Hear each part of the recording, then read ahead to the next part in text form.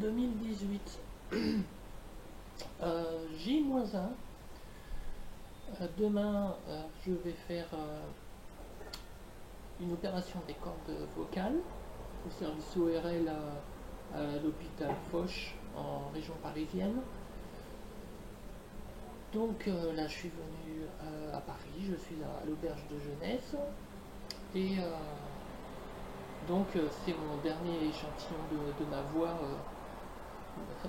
de la voix normale que j'ai eue toute ma vie, si on veut, hein. Bon, même si je l'ai changé.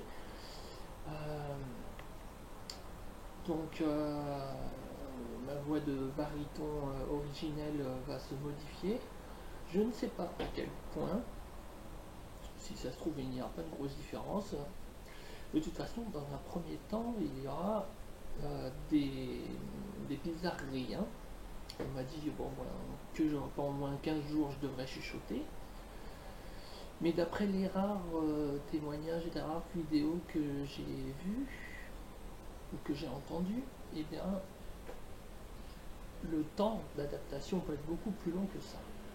Il y en a qui disent qu'il faut plusieurs mois avant de trouver sa voix stabilisée. Alors ça m'inquiète un peu évidemment.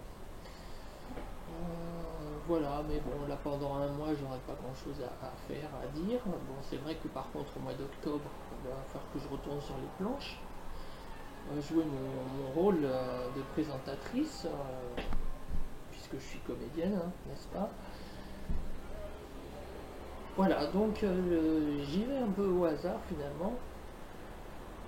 J'avais quand même bien envie de faire ça parce que ma voix, paraît-il, est ambiguë.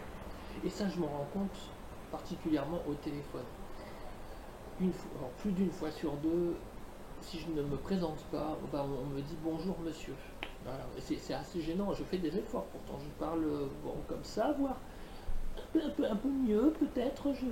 J'essaye vraiment de donner le maximum pour que ma voix passe bien au téléphone. Et ben non, ça ne passe pas. Enfin, ça ne passe pas toujours. Enfin, ça passe une fois sur deux. Voilà.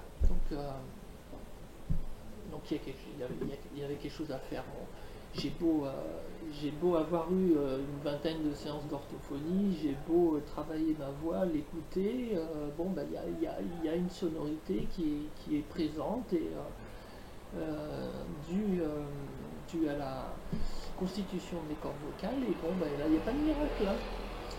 Je sais, il y a des imitateurs, ils arrivent à faire des choses extraordinaires, je ne sais pas comment ils font, bon, enfin, ils travaillent sans doute énormément, bah, j'ai quand même pas mal travaillé moi non plus, hein, mais voilà, moi j'y arrive pas, c'est tout.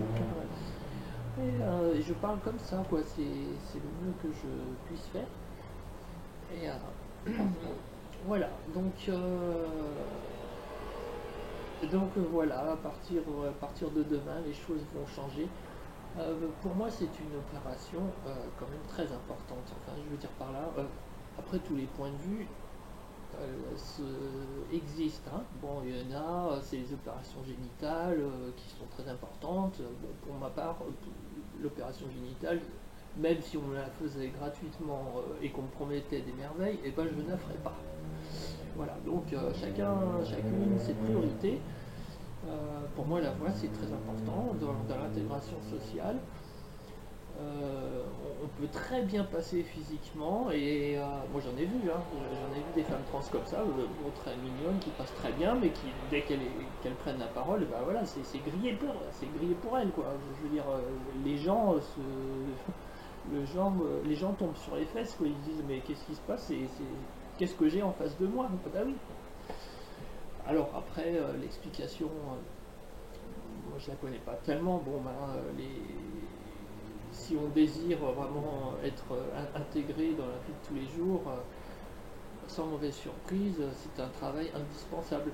Il y a des personnes qui ne désirent pas faire ce travail ou qui considèrent que ce travail est difficile.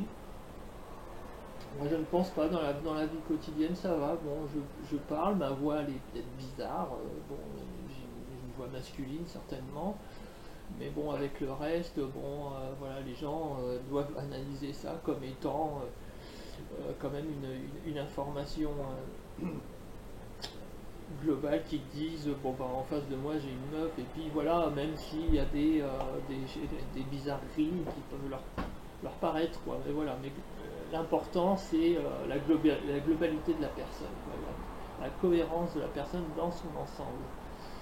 Et pour moi la voix ça fait partie de cette démarche. Il faut que je mette ma voix en cohérence avec le reste, avec le physique, sachant quand même que je fais 1m84, 69 kg, je vais pas avoir une petite voix de toute petite fille comme ça, non, ça c'est pas la peine, hein, ce serait contre-productif, quoi. Voilà. Donc juste finalement m'apporter un peu de confort.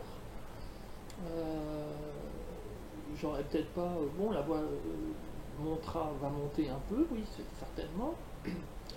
Ça, ça me procurera surtout du confort, c'est-à-dire être moins dans le contrôle permanent de la voix. Ce qui parfois, enfin souvent, dans mon cas, euh, fait que quand on se concentre sur le contrôle de la voix, et ben, on peut moins se concentrer sur ce qu'on dit, et vice-versa. Ça m'est arrivé plusieurs fois au cours de discussions, d'être dans mes pensées, dans ma rhétorique, dans les arguments, et tout d'un coup je m'aperçois que ma voix a sacrément baissé, et que je commence à parler comme ça. Alors là c'est la catastrophe. Oui, oui, il faut que je corrige. Voilà, donc finalement, bon bah c'est vrai que le cerveau humain n'est pas multitâche, femme ou homme, hein, ça c'est il y a eu des croyances là-dessus, mais non, désolé, on ne peut pas faire 36 choses en même temps. Moi, je ne peux pas penser à ce que je raconte, contrôler ma voix, contrôler la gestuelle en même temps. Bon, il faut qu'il y ait des choses qui soient sous réflexe, qui soient automatiques. Voilà. Donc, cette opération des cordes vocales me permettra d'avoir une voix moins sous contrôle, plus naturelle, voilà, si je peux dire. Voilà, bon, et ben, le prochain épisode, ce sera les premiers tests, hein.